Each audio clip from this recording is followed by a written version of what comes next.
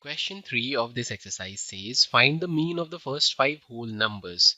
So the first 5 whole numbers are 0, 1, 2, 3 and 4.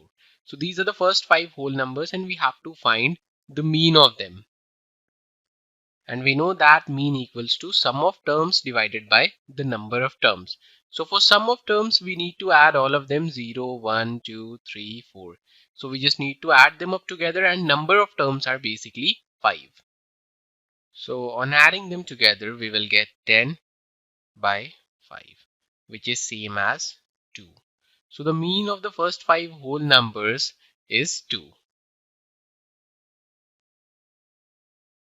To learn more about how QMath can help you crack school and board exams, explore QMath Leap, a live online classroom program run by highly experienced and committed teachers.